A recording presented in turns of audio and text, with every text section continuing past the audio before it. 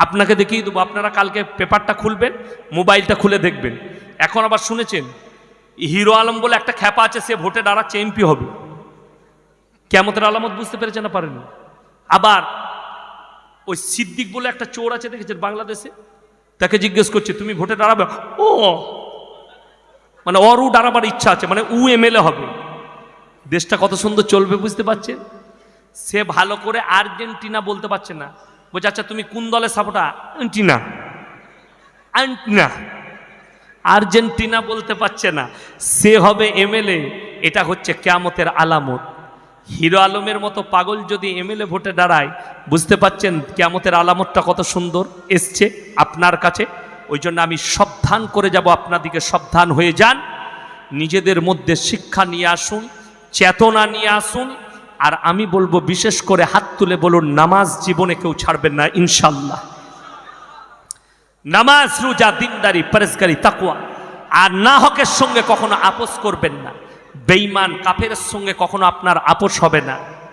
আপোষটা বলে দিই, আমাদের দেশের দেখবেন মানুষকে কিছু গুমরাহ করা হচ্ছে, আপনি কলকাতাতেই পাবেন। কি মুসলমানদিকে বোঝানো হচ্ছে ধর্ম যার যার, উৎসব সবার। আপনারা শুনেননি? আমি এটা দেখে আমার গ্রামের একটা এমএ পাস ছেলে বলছে, এই তোমাদের মতো হুজুররা বলতে পেরেছে, দেখো কত সুন্দর কথা বলেছে একজন নেতা, খুব ভালো কথা বলেছে, দামি কথা, ভালো তো। যদি উৎসব সবার হয়, কুরবানির সময় ওদিকে ডাকবো, গরুর ঠ্যাংটা ধরবি আয়। আমার বাড়িতে আমি মদন মিত্রকে দাওয়াত দেবো, গরুর ঠ্যাংটা ধরবে না, শুন মাংস ভুনা খাওয়াবো। ধর্ম যার যার, উৎসব সবার। মানুষকে ধোকা, প্রতারণা। শোনো, সম্প্রীতি যদি শিখতে হয় আমাদের মতো মৌলবীর কাছ থেকে শিখো। কোরআন সম্প্রীতি দিয়েছে, লাকুম দীনুকুম ওয়ালিয়া দীন, তোমার ধর্ম তোমার কাছে, আমার ধর্ম আমার কাছে। এর থেকে বড় সম্প্রীতি আর কিছু নয়। যদি বলেন মৌলবী তোমরা কিলে দিলে, শুনো আমরা কি দিয়েছি। আমার কয়েক হাজার বায়ান ছুটছে, বার করো। আমি সেদিনও বলেছি, কালকেও বলেছি, আল্লাহ নবী সাল্লাল্লাহু আলাইহি সাল্লামের হাদিস, তোমার বাড়ির পাশে কে বসবাস করছে দেখো না, সে হিন্দু না, জৈন না, খ্রিস্টান না, ইহুদি না, নাসারা, সে দলিত না, আদিবাসী, সে যদি ক্ষুধার্ত হয় খাবার দাও, বস্ত্রহীন হলে বস্ত্র দাও, বিপদে পড়লে তার পাশে দাঁড়াও। এটাই হচ্ছে নবীজি সাল্লাল্লাহু আলাইহি সাল্লামের আদর্শ। এর থেকে বড় সম্প্রীতি আর কি বুঝাবে তুমি? কিন্তু শোনো, কোরআনে আছে, লা ইলাহা উলাই ওয়া লা ইলাহা উলা, তোমরা দুটো নৌকাতে পা দিও না। আমাদের দেশের লোক মনে করে আমার আল্লাহ ভাগে চাষ করে, তাই না?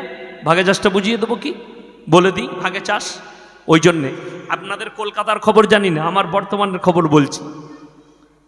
কি বুঝলেন? বর্তমানের খবর আপনি পশ্চিমবাংলায় দেখতে পাবেন, কোলেতে ঠাকুরটাকে নিয়েছে, বলছে মা সরস্বতী সকলকে বিদ্যা দাও, বুদ্ধি দাও। আরে হারাম খোর, তুই নিজেকে কি করে মুসলমান বলিস বে? আমি কখনো আমার 15,000 জলসায় আমি আপনাদেরকে চ্যালেঞ্জ ছুড়ে যাচ্ছি, কেউ যদি বার করতে পারেন আমি কোনো ধর্মকে বিদ্বেষমূলক কথা বলেছি, তার জুতোর মালা পরবো ইনশাল্লাহ না। কিন্তু যদি তুমি আমার ধর্মকে নিয়ে খেলা করো, তোমাকে ছেড়ে কথা বলবো না। তুমি যদি বলো আমি বেঈমান, তুই সব খেতে পাবি, কোনো অসুবিধা নেই, সব খাগা। কিন্তু যদি বলো মুসলমান, তোর উপরে ইসলামের আইন লাগু হবে, তার বাইরে যেতে পাবি না। আমাদের দেশের আর্টিস্ট শাহরুখ খানজি, সম্মানী মানুষ, তিনি দাঁড়িয়ে বললেন হামারা ফ্যামিলি সেকুলার है, गौरी अपने धर्म पालन करती है और मैं अपना धर्म मानता हूँ, ये इस्लाम कभी एक्सेप्ट नहीं करेगा तुमको। देश कर सकता है लेकिन हमारे अल्लाह तुम्हें एक्सेप्ट नहीं करेंगे, हमारे रसूल तुम्हारे लिए जायज नहीं है, क्योंकि तुमने गलत कह दिया। इस्लाम वो चीज है, कलमा पढ़ो, इस्लाम में दाखिल हो जाओ। শোনো, যাদের মনে হয় আমি ওই অন্ধ ভক্ত দিকে বলতে চাইছি, যারা বলছো ইসলাম বিদ্বেষিতা দিকে বলি, শোনো, পুরীর জগন্নাথ মন্দিরে জন্মসূত্রে হিন্দু না হলে প্রবেশ করতে পাই না। ইন্দিরা গান্ধীকে রুখে দেওয়া হয়েছে ফিরোজ গান্ধীকে বিয়ে করার কারণে। থাইল্যান্ডের রাজকুমারীকে প্রবেশ করতে দেওয়া হয়নি, জন্মসূত্রে হিন্দু নয় বলে। আর আমার ভাই, আমি চ্যালেঞ্জ ছুড়লাম, দলিত হোক, আদিবাসী হোক, যেই হবে হও, আজকেই যদি বলো লা ইলাহা ইল্লাল্লাহ মুহাম্মাদুর রাসূলুল্লাহ, কালমা পড়ে মুসলমান হও, আজকেই তুমি ফজরে ফাঁস কাতারে ইমামের পেছনে দাঁড়িয়ে নামাজ পড়তে পাবে। পৃথিবীর কেউ বলবে না তুই আজকে মুসলমান হয়েছিস, পেছনে যা। জোরে একবার বলুন সুবহানাল্লাহ। তুমি যদি আজকেই বলো লা ইলাহা ইল্লাল্লাহ, কালকেই তুমি বাদশা ফারহাদের পাশে কাবা ঘরে দাঁড়িয়ে নামাজ পড়তে পাবে, তোমাকে কেউ বাধা দিবে না। এটার নাম ইসলাম। আমরা টাকা দিতে পারবো না, পয়সা দিতে পারবো না, তোমাকে অন্তরে জায়গা দিতে পারবো। ইসলাম বাজ বিচার করে না।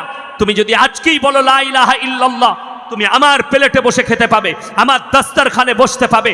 তোমার যোগ্যতা থাকলে আমার বোনকে বিয়ে করতে পাবে, আমার যোগ্যতা থাকলে আমি তোমার বোন বিটিকে বিয়ে করতে পাবো। জোরে বলুন সুবহান। ইসলাম এত সুন্দর, ইসলাম কেউ কি বিদ্বেষ শিখায়নি, আল্লাহর কসম। এটা মাথায় নিয়ে যাবেন। আমার নবীজি সাল্লাল্লাহু আলাইহি সাল্লাম কি শিক্ষা দিয়েছেন শুনেলেন। যারা নবীজির আদর্শ জানেন না তাদেরকে বলি, কান খুলে শুনে যান। কলকাতায় আন্দোলন হয়েছে, নূপুর শর্মার বিরুদ্ধে হয়েছে না হয়নি? অনেক মুসলমান যুবক সামিল হয়েছে, অনেকজন সামিল হয়েছে। হাওড়ায় আন্দোলন হয়েছে, দোকানপাট ভাঙচুর হয়েছে, পার্টি অফিস ভাঙচুর হয়েছে। এরা আমার নবীর উম্মত হতে পারে না। লেখলেন কাউস থাকে, এরা আমার নবীর উম্মত হতে পারে না। আপনাদের দেশে কুকুর কামড়ালে কুকুরকে আপনারা মিঠা বুড়িয়ে কামড়িয়ে দেন তো, ঘুরিয়ে কামড়ানো যাবে? আপনি কামড়িয়ে দিলে আপনিও কুকুর হয়ে যাবেন। কুকুর কামড়ালে কুকুরকে কামড়াতে নাই, তাকে ভ্যাকসিন দিতে হয়, ইঞ্জেকশন লাগবে। নূপুর শর্মার সব থেকে বড় ইঞ্জেকশন আমাদের মতো মৌলবীরা। কথাটা বুঝতে পারেননি? আমি সর্বপ্রথম দোয়া করছি, আল্লাহ তার তকদিরে যদি ঈমান লেখা থাকে ঈমান দাও, তা না হলে তাকে পৃথিবীর মানচিত্র থেকে মুছে দাও। সকলে জোরে আল্লাহুম্মা আমিন। এর থেকে বড় হাতিয়ার আর কিছু নেই। আর আল্লাহর থেকে বড় বিচারক পৃথিবীতে আর কেউ নেই। আছে? নেই। যদি তাদের কারো মনে হয় আল্লাহ কখন বিচার করবে, ফিরাউনকে দেখে মনে মনে করো আল্লাহ কখন বিচার করেছিল। নমরুদকে দেখে ভাবো আল্লাহ কেমন বিচার করেছিল, কখন করেছিল। ঘড়ির লাটাই দেখেছেন, ঘড়ি উড়োয় চলতেই থাকে, কিন্তু মাল আয়ত্তের বাইরে যাবে না। যতটুকু দড়ি ততটুকু, ঠিক কি না? ততটুকু গুটুতে লাগলে আবার ফিরে আসবে। আল্লাহ তোমাকে রসা ছেড়ে রেখে দিয়েছে, দড়ি ছেড়ে। আল্লাহ যেদিনে গুটুবে তুমি কুল কিনারা খুঁজে পাবে না। ফিরাউনের মতো বেঈমানকে আল্লাহ সিজদায় ফেলিয়েছে। জোরে বলুন সুবহানাল্লাহ। ফিরাউনের মতো বেঈমান সিজদায় পড়ে আল্লাহর কাছে কেঁদেছে। কখন জানেন? যারা মনে মনে করে আমাদের দেশের লোকেই আমাদের অনেক রোগ আছে। কি? অনেকজন 3টে 4টা ছেলে নেয়, 2টো বাপের বেটা হয়, 2টো বেটার বাপ। বুক চাবড়ি বলবে আমি 2টো বেটার বাপ। তোর কি কারদানি আছে যে তুই ছেলে করলি? সন্তান আল্লাহ দান করেছে, তুমি হচ্ছ বাহানা। রুজি আল্লাহ দান করে, আপনি হচ্ছেন বাহানা। আপনার যে সম্পদ আছে আল্লাহ দিয়েছে আপনাকে, যে কোনো দিন চলে যেতে পারে। যারা মনে মনে ভাবে আমার কাছে যে ধন সম্পদ এসছে এটা আর কোনোদিন যাবে না, তাদেরকে বলবো তুমি দুনিয়াতে খালি দেখে নাও। নবাব সিরাজউদ্দৌলা আছে তো, তাদের ধন সম্পদ কোথায় গেল কেউ জানে না। ঘরটি পড়ে আছে। আমাদের দেশের অনেক রাজ্যের লোক যায়, অনেক জেলার লোক যায় হাজারদুয়ারি দেখতে, ভেতরে একটা মালু আসল নয়, সব নকল। খালি আয়নাটা আসল আছে, বাকি সব নকল। প্লেট নকল, যা কিছু আছে সব নকল। আমার ওখানে টিকিট ফ্রি, আমার টিকিট লাগে না, আমি ঢুকেই না। মানুষের আকীদা, আপনি অবাক হয়ে যাবেন। নবাব সিরাজউদ্দৌলার অস্তিত্ব আল্লাহ মিটিয়ে দিয়েছে। আল্লাহর কসম, তুমি মিটিয়া বুরুজের মাটি থেকে তুমি মিটে যাবে, তোমার জায়গা দাঁড়িয়ে থাকবে, তোমার সম্পদ দাঁড়িয়ে থাকবে। তোমার পরে তোমার জেনারেশন মালিক হবে, তারপরের জেনারেশন মালিক হবে, তুমি চলে যাবে। পরের পরে এটা আল্লাহ দুনিয়ার পরম্পরা তৈরি করেছেন। পৃথিবীর যতগুলো বৈজ্ঞানিক আছে এক কাছে করে দেন। আল্লাহ কোরআনে চ্যালেঞ্জ ছুড়েছে, দুনিয়ার ভেতরে কি আছে তোমরা গবেষণা করছো, একবার বলতে পারবে? পৃথিবীর বাইরে আল্লাহ কি রেখেছে এটা বলার ক্ষমতা তোমাদের নাই। জোরে একবার বলুন সুবহানাল্লাহ। এখানে ফেলোয়ার শুধু তাই নয়, কলকাতার যতগুলো ডাক্তার আছে সব ডাক্তারগুলো, পিজি থেকে শুরু করে যতগুলো হসপিটাল আছে, এক কাছে ইডেন গার্ডেনে জড়ো করুন। তাদের কাছে আমার একটাই প্রশ্ন রয়ে গেল, হে ডাক্তার বাবুরা, তোমরা কেউ বুক ফাড়ছো, কেউ ব্রেন ফাড়ছো, কেউ পা ফাড়ছো, কেউ পিঠ ফাড়ছো, কেউ হাটের অপারেশন। একবার বলো আল্লাহ মানুষের মধ্যে প্রাণটাকে কোথায় রেখেছে, রুহটাকে? বলার ক্ষমতা নেই। ফেলোয়ার। জোরে একবার বলো নারায়ে তাকবীর। আল্লাহর কাছে পৃথিবীর মানুষ, ডাক্তার, বৈজ্ঞানিক, সায়েন্স সব ফেলোয়ার। তোমরা ফেলোয়ার হয়ে যাবে আমার কাছে। যদি জিজ্ঞেস করা হয় মানুষের মধ্যে আল্লাহ রুহটাকে কোথায় রেখেছে, কেন? আঙ্গুলে ক্যান্সার, মানুষ মারা গেছে। ব্রেনে টিউমার, মানুষ মারা গেছে। পায়ের আঙ্গুলে ক্যান্সার, মানুষ মারা গেছে। আমার নবী, বিশ্ব নবী চোখের পানি ফেলালেন আর আল্লাহকে প্রশ্ন করছেন, ইয়াসআলুনাকা আনির রূহ, ওগো আল্লাহ রূহটা কি? আমার আল্লাহ সঙ্গে সঙ্গে বললেন, ইয়াসআলুনাকা আনির রূহ কুলির রূহু মিন আমরি। হে আমার বিশ্ব নবী, রূহ হচ্ছে আমার আল্লাহর একটা হুকুম। আমি বলবো চলে যা, চলে যাবে। আমি বলবো ফিরে আই, ফিরে আসবে। আমার ভাইয়েরা, আমার মায়েরা, বোনেরা, শুনে নিন। আপনার মনে মনে হবে আপনার শক্তি, আপনার দৌড় কত দূর আছে। পৃথিবীর যতগুলো ধর্ম আছে, যতগুলো মানুষ আছে, সবাই একে অপরকে অস্বীকার করবে। আল্লাহর কসম করে বলছি, মানুষ হচ্ছে অসহায় আর দুর্বল। আমার আল্লাহ কোরআনে বললেন, ইন্নাল ইনসানা খুলিকা হালুয়া, আমি মানুষকে অসহায় আর দুর্বল সৃষ্টি করেছি। দুর্বলতাটা বলে দিই, এক জায়গায় পৃথিবীর রাজা, বাদশা, নেতা, মন্ত্রী, কোটিপতি, ধনী, দরিদ্র সবাই ফেলোয়ার। সেটা কোথায়? মৃত্যুর কাছে। জোরে একবার বলুন সুবহানাল্লাহ। মৃত্যুর কাছে ফেলোয়ার। কারোর মৃত্যু হবে এসি রুমের ভেতরে, কেউ মারা যাবে মিটিয়া বুরুজের ফুটপাতে শুয়ে। কিন্তু কি বলছেন, যে এসি ঘরে মারা গেছে তাকে এসি কবরে দেওয়া হবে তো না, মাটির কবরে। তোমার কাফনটার দাম 2000 হবে, যে ফুটপাতে মারা গেছে তার কাফনের দাম হবে 700 টাকা। কিন্তু আল্লাহর কসম, কবরে যাওয়ার পরে কাফনের বিচার করা হবে না, তোমার বিচার করা হবে, তোমার আমলের বিচার করা হবে। চোখের পানি ফেলাও, মৃত্যুর কাছে সব কেমন ফেলুয়ার বলে দিই। আল্লাহ কোরআনে বললেন, ওয়ালাউলা ইজা বালাগাতিল হুলকুম। হুলকুম মানে হচ্ছে হালাকটা। এই হালাকে মৃত্যুকে টেনে আনবে কখন? যখন তোমরা মৃত্যুর শয্যায় পৌঁছে যাবে টেনে। কোরআনে অপর জায়গায় আছে, ওয়ান্নাজিয়াতি গরকা, দ্রুত গতিতে। গরক মানে হচ্ছে ডুব মারা। আমার ফেরেশতারা দ্রুত গতিতে তোমাদের কাছে পৌঁছায়, তোমাদের শরীরে ডুব মারে আর রূহটাকে ধরে ওয়ালাউলা ইজা বালাগাতিল হুলকুম, এই হালাকটাই টেনে আন। আনতুম হিনাইজিন তানজুরুন, তুমি খালি বিছানায় পড়ে ভ্যাল ভ্যাল করে তাকিয়ে দেখবে, তাছাড়া তোমার আর কোনো উপায় থাকবে না। মানুষ যদি মৃত্যুর সময় বলার ক্ষমতা রাখত, একটাই উপদেশ দিয়ে যেত, হে আমার পরিবার বর্গ, তোমরা কোনোদিন খারাপ কাজ করো না, আল্লাহকে ভুলো না। এই উপদেশ দিত। কিন্তু আল্লাহ ক্ষমতা কেড়ে নেয় মানুষের, যখন এই হালাকে টেনে নিয়ে আসে মৃত্যুকে, ফেরেশতারা টেনে বার করে মৃত্যুকে। তখন দেখবেন ওই অবস্থায় কারুর মুখ দিয়ে রক্ত বেরিয়ে যায়, কারুর পেশাব বেরিয়ে যায়, কারুর পায়খানা বেরিয়ে যায়। ওটা হচ্ছে মত। যখন জানটা বার করে সেটার কষ্ট। একবার বলো পৃথিবীর ডাক্তারকে, তোমরা রুহটাকে বার করে দেখিয়ে দাও আল্লাহ প্রাণটা কোথায় দিয়েছে। রবট তৈরি করেছে, রবটে খানা দেয়, রবটে ক্যাশ বাস্ক সামালে, তাকে কম্পিউটারে তাকে ব্যবহার করতে হয়, কম্পিউটার তাকে পরিচালনা করতে হয়। আল্লাহর কসম, তোমরা সব করে নিতে পারবে কিয়ামত পর্যন্ত, মানুষের মধ্যে রুহটাকে দিতে পারবে না। জোরে বলুন সুবহানাল্লাহ। এখানে ফেলুয়ার শুধু তাই নয়, আরো একটু আগে চলুন। যারা আমার আল্লাহকে চিনতে পারেননি, আমি আল্লাহকে চিনিয়ে দেবো, সকলে চিনবো। জোরে বলুন ইনশাআল্লাহ।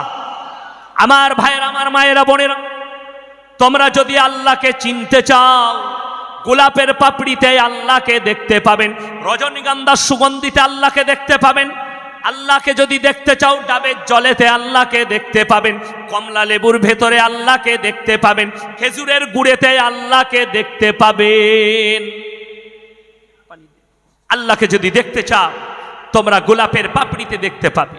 আমাদের দেশে দেখবেন কোন ছেলে যদি ময়ূরের ছবি আঁকে,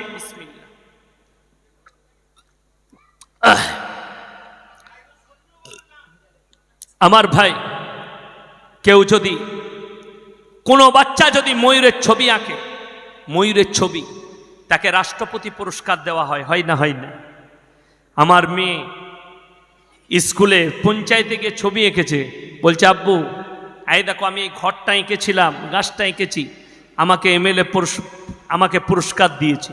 আমি চিন্তা করলাম, এই সামান্য রং দিয়ে ছবি আঁকার কারণে যদি এমএলএ পুরস্কার করে, এটার উপরে এক ফোঁটা পানি পড়লে ডিসকালার মেরে দিবে।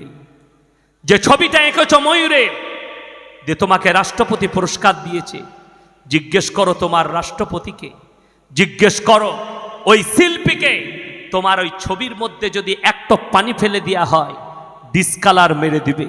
আল্লাহর কসম, জঙ্গলে ময়ূরের পখমে মাসের পর মাস বৃষ্টি পড়ে, তার কালারে এতটুকু ডিসকালার পাবে না। যে আল্লাহ ময়ূরকে সৃষ্টি করেছে আর কালার দিয়েছে, সেই আল্লাহ কতটা পুরস্কারের যোগ্য একবার তুমি হিসেব করো। আল্লাহর কসম, কিয়ামত পর্যন্ত সিজদায় পড়ে শুকর আদায় করলে আল্লাহর একটা নিয়ামতের শুকর আদায় করার ক্ষমতা পৃথিবীর মানুষের নেই। বিজ্ঞান কি দিয়েছে? বিজ্ঞান আপেক্ষিক। আজ যেটা বলছে কাল সেটা চলবে না, আজ যেটা বলছে কাল সেটা ঘটবে না। এখনো পর্যন্ত পৃথিবীর কোনো বৈজ্ঞানিক একটা কালারের নাম সৃষ্টি করতে পারে নাই। বেগুনি কালার বেগুনের মতন, গোলাপি কালার গোলাপের মতন, হলুদ কালার হলুদের মতন, সাদা কালার দুধের মতন, স্কাই কালার আকাশের মতন, কলা পাতা কালার কলা পাতার মতন, সব মতন। তোদের মালটা কি হলো বলে আমাদের কিছু না, ধার করা মাল তো। বিজ্ঞান আপেক্ষিক। যেমন আমি বলি, আমার সাথে যারা স্কুলে পড়েছেন, আমার 34 প্লাস 35-এ পা রাখলাম 23 সালে আমার বয়স। আমাকে অনেকজন মনে করবে 40-45 বয়স হবে। আমি 20-20 প্লেয়ার এখন, টেস্টের মাল লয়। বুঝতে পারছেন না? পারেননি? আমার সঙ্গে সাথ দিতে পারবেন না, আমি ফজর করে দিতে পারি, কিন্তু আপনারা টিকে থাকতে পারবেন না। এখন আমি বিছনে যাইনি, আমাকে যদি এক্ষুনি এইখানে বালিশ দিয়ে দেন এক্ষুনি ঘুমিয়ে যাব, মাইক চললেও ঘুমিয়ে যাব। আমার ঘুমের এত অভাব। আমি ফজরের সময় মাদ্রাসায় ঢুকেছি, ক্লাস করেছি, 2 ঘন্টা ঘুমিয়েছি, গাড়ি ছেড়েছি আবার ক্লাস করে। কি বুঝলেন? 2:30টায় গাড়ি ছেড়ে বেরিয়ে গেছে। আমার ভাই, আল্লাহ রাব্বুল আলামিন বৈজ্ঞানিক যারা ফুটানি করে তাদেরকে বলি, শোনো, তোমরা একটা কালারের নাম দিতে পারোনি। আমরা যখন স্কুলে পড়েছি, অনেকে পড়েছেন স্কুলে, পৃথিবীটা কমলা লেবুর মতো। পড়েছেন না পড়েননি? পড়েছেন। তারপরের বৈজ্ঞানিক এসে বললেন, নট কমলা লেবু, পৃথিবীটা গোল ফুটবলের মতো। এখনকার কিছু বৈজ্ঞানিক বলছে নট গোল ফুটবল, পৃথিবীটা ডিম্বাকৃতি। আবার কিছুদিন পরে কোনো বৈজ্ঞানিক এসে বলবে নট ডিম্বাকৃতি, মালটা টেরা বাঁকা, মানে তোদের থিওরিতে আসবে না। আপনারা দেখবেন বৈশাখ মাস আসবে সামনে, এটা কি চলছে? মাঘ, ফাল্গুন, চৈত্র, বৈশাখ। যেমনি চৈত্র মাসের 20 পেরিয়ে যাবে, খালি সেন্টারগুলো খুলবেন টিভি, খালি আবহাওয়া দপ্তরগুলো উত্তর পশ্চিম দিক থেকে হাওড়া, হুগলি, মেদিনীপুর, মুর্শিদাবাদের ওপর দিয়ে উড়িষ্যার বর্ডার হয়ে 180 কিলোমিটার ঝোড়ো হাওয়া বয়ে যাবে, বজ্রসহ বৃষ্টিপাত হতে পারে। মালটা ফাঁকা চলে গেল, কিছুই নাই। যেদিনে বললে আজকে মেঘ আকাশচ্ছন্ন থাকবে, মেঘচ্ছন্ন আকাশ থাকবে, হালকা বৃষ্টির সম্ভাবনা আছে, ঠান্ডা থাকবে, আবহাওয়া একটু নরম থাকবে, সেদিনে খবর পড়ে যেমনি বেরিয়ে ধর্মতলায় এইছে, একদম কোন থেকে মেঘ উঠে এমন ফুটিয়ে দিলে, সব উড়িয়ে দিলে। বললে তুমি যে এখনই খবর পেরে এলে, মালটা ছিল কোথায়? বলে ওইটাই বুঝতে পারছি না ছিল কোথায়। তার নাম আল্লাহ। জোরে বলুন সুবহানাল্লাহ। আপনারা অনেকে পড়েছেন, আমরা পড়েছি, পৃথিবীর থেকে সূর্য 13.5 লক্ষ গুণ বড়। পড়েছেন না পড়েননি? কার বাপের মিটার দিয়ে মেপে হলো বলতে পারবেন? আন্দাজে অনুমান করে বলেছে, মিটার দিয়ে মাপেনি, আন্দাজে অনুমান করে। যিনি প্রথম চাঁদে গেছে তার নাম হচ্ছে নীল আর্মস্ট্রং। তিনি তার প্রতিবেদনে লিখছে, আমি চাঁদের মাটিতে যখন প্রথম পা রাখলাম, একটা থানসাবের বোতলে লাত মারলাম, বোতলটা গড়িয়ে চলে গেল। তোর আগে চাঁদে কেউ যায়নি, ফেরেশতারা থানসাব কাছে। কথাটা বুঝতে পারেননি? ধোকাবাজ। রাশিয়ার বৈজ্ঞানিকরা বলেছে নীল আর্মস্ট্রং মিথ্যা কথা বলেছে, গবেষণা করছি, সে চাঁদেতে পৌঁছায়নি, কোনো উঁচু পর্বতমালায় নেমে মানুষকে ধোকা দিয়েছে। আপনারা শুনেছিলেন সুনিতা উইলিয়ামসের নাম, নাসার একজন বৈজ্ঞানিক, গুজরাটের বংশোদ্ভূত। সেই মেয়েটা চাঁদ থেকে ঘুরে এসে একটা প্রতিবেদন দিয়েছিল যে আমি চাঁদ থেকে 2টো জিনিস দেখতে পেয়েছি, একটা মক্কা, একটা মদিনা। তখন আমাদের দেশের মুসলমানরা বললে ইসলাম সত্য, দারুণ কথা। ধোকাবাজু। ধোকাবাজটা শুনেলেন কিরকম? যাতে মুসলমানরা বিশ্বাস করে যে আমরা চাঁদে পৌঁছেছি।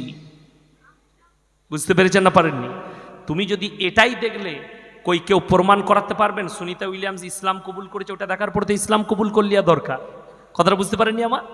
কিন্তু এখনো করেনি। এটার নাম হচ্ছে বেঈমানি, ধোকাবাজি, প্রতারণা। ইসলাম প্রতারণা ধোঁকাবাজিকে বিশ্বাস করে না। শুধু তাই নয়, শুনে নেন, বৈজ্ঞানিকরা বলছে পৃথিবীটা ঘুরছে, চন্দ্র সূর্য দাঁড়িয়ে আছে, বলছে না বলেনি? এক্সাম্পল, এই স্টেজটা যদি ঘুরে, আমরা যতজন বসে আছি এখানে, আমরা যদি নিজের জায়গায় দাঁড়িয়ে থাকি, আমাদের দিক পরিবর্তন হবে, স্থানকারও পরিবর্তন হবে? হবে না। বিজ্ঞান কোথায় মিস্টেক করেছে শুনে নেন। কোরআনের কাছে কোন জায়গায় মিস্টেকে ধরা পড়েছে বিজ্ঞান? এক জায়গায়, চন্দ্রগ্রহণ এবং সূর্যগ্রহণ। চাঁদ আর সূর্য যদি নিজের জায়গায় দাঁড়িয়ে থাকে, কখনো চন্দ্রগ্রহণ সূর্যগ্রহণ হতে পারে না। যদি বলেন কোরআন কি বলছে, সূরা ইয়াসিন আমার আল্লাহ বললেন, কুল্লুম ফি ফালাকি ইয়াসবাহুন, নবমণ্ডলে যা আছে তারা জানো নিজের নিজের কক্ষপথে চলমান। জোরে বলুন সুবহানাল্লাহ। নারায়ে তাকবীর। শুধু তাই নয়, নারায়ে তাকবীর। আল কোরআনের আলো, আল কোরআনের আলো, নারায়ে তাকবীর। শুধু তাই নয়, আমার আল্লাহ রাব্বুল আলামিন আরো দলিল দিলেন। শোনো, একটা, এই যে দুটো বোতল দেন আমাকে, দুটো বোতল দেন। ইয়েস, এই দুটো বোতল একই রাস্তায় ছুটছে। আর একটা মেয়েকে দেখলাম পেছনের রাস্তা দিয়ে আগুন ঢুকছে এবং মুখ দিকে বের হচ্ছে, ভেতরের সমস্ত কিছু গলে গলে মুখ দিকে বের হচ্ছে, কিন্তু মৃত্যুবরণ করেনি। আমার ভাইয়েরা, আমার মায়েরা, বোনেরা, আল্লাহর হাবিবকে বললে, ইয়া রাসূলুল্লাহ, ইয়া হাবিবাল্লাহ, তারা কি অপরাধ করেছে? আমার নবী বিশ্বনবী বললেন, প্রথম যে মেয়েটির কথা বললাম, সে রাস্তাঘাটে পর পুরুষের সামনে নিজের মাথার চুল প্যাটপিট খুলে বেপর্দা ভাবে ঘুরে বেড়াতো, আল্লাহ তাই তাকে ওই আযাব দান করেছে। দ্বিতীয় যে মেয়েটির কথা বললাম, সে নিজের স্বামী ছাড়া স্বামীর অবাধ্যতা করত এবং পাড়া প্রতিবেশীতে একে অপরের মধ্যে ঝগড়া বিবাদ সৃষ্টি করত, তাই আল্লাহ তাকে ওই আযাব দান করেছে। তৃতীয় যে মেয়েটির কথা বললাম, সেই মেয়েটা নিজের স্বামী ছাড়া অপরের সঙ্গে শারীরিক সম্পর্ক রাখত, পরকিয়া করত, তাই আল্লাহ তাকে ওই আযাব দান করেছে। আমার শিক্ষিত সমাজের ভাইয়েরা, ভারতবর্ষের মাটিতে ধর্ষণ বেড়ে যাচ্ছে, কিডন্যাপ বেড়ে যাচ্ছে, বলাৎকার বাড়ছে, পরকিয়া বেড়ে যাচ্ছে। তার কয়েকটা কারণ আছে। আমি চ্যালেঞ্জ ছুড়ছি ভারত সরকারকে, 1 মাসের জন্য খালি কোরআনের আইন লাগু করে দাও, এই ভারতে ক্রাইম থাকবে না, চুরি থাকবে না, পরকিয়া থাকবে না, ধর্ষণ থাকবে না। আমাদের যে হাজী সাহেব ভাইরা আছেন, আপনারা আমার দলিল, আপনাদিকে দিয়ে দলিল দিই, পৃথিবীর ইতিহাসে 40 লাখ হাজি মক্কা মদিনায় হাজির হয়, তার মধ্যে কমপক্ষে 15 লক্ষ মেয়ে ছেলে হাজি থাকে, তার মধ্যে কমপক্ষে 8 থেকে 10 লাখ যুবতী বিটি ছেলে থাকে। ইন্দোনেশিয়া, মালয়েশিয়া, মিশর, কাতার, কুয়েত, লেবানন, এই দেশের মুসলিম রাষ্ট্রগুলোর সব যুবতীরা হজ করতে যায়, যুবকরা। বড় কষ্ট লাগে। পৃথিবীর ইতিহাসে চ্যালেঞ্জ ছুড়লাম, একটা বার করো, একটা যুবতী হজের ময়দানে ধর্ষিতা হয়েছে? জোরে একবার বলুন নারায়ে তাকবীর। কখনো একটাও বার করতে পারবে না ইসলামের ইতিহাসে। কেন? মক্কা মদিনায় আইন আছে, চুরি করলে হাত দুটো কেটে দাও, ব্যভিচার করলে, ধর্ষণ করলে তাকে রাজপথে দাঁড় করিয়ে মুন্ডুচ্ছেদ করে দাও, কোরআনের আইন। পরকিয়া করলে ছেলেটাকে আর মেয়েটাকে অর্ধেকটা পুঁতে পাথর মেরে হত্যা করে দাও, তা না হলে মুন্ডুচ্ছেদ করে দাও, খ্যাপা কুকুর লাগিয়ে দাও। ছেলে যদি অবিবাহিত হয়, মেয়ে যদি অবিবাহিত হয় আর পরকিয়া করে, তাদেরকে 100টা কুড়া মারো আর ইস্তেগফারের নামাজ পড়া করাও। আমাদের দেশের আইন কিন্তু আলাদা। কেউ যদি ধর্ষণ করে টাকা দিলে ছাড় পায়, পরকিয়া করলে জরিমানা দিলে ছাড় পেয়ে যায়। আমাদের দেশে জরিমানা হয় না? দেখিয়ে দেবো। আপনাদের এখানে কি হয় জানি না, গোটা রাজ্যে যেগুলো পঞ্চায়েতে এলাকা আছে, বিচার হয়, বিচার ডাকা হয়, কি অমুকজন অমুকজনের সঙ্গে পরকীয়ায় ধরা পড়েছে বলে তোর 3 লাখ টাকা জরিমানা। প্রথমেই আপনাকে জানতে হবে ইসলামে জরিমানা হারাম। জরিমানার টাকা যারা খাবে তারা হারাম খাবে, লেখেলেন। যে কোনো মুফতির কাছে ফতোয়া দিবেন, আমি বলে যাচ্ছি ইসলামে জরিমানা এই জন্য হারাম। যদি জরিমানা করা হয়, অন্যায়কে প্রশ্রয় দেওয়া হয়। কেমন প্রশ্রয় আমি বলে দিই।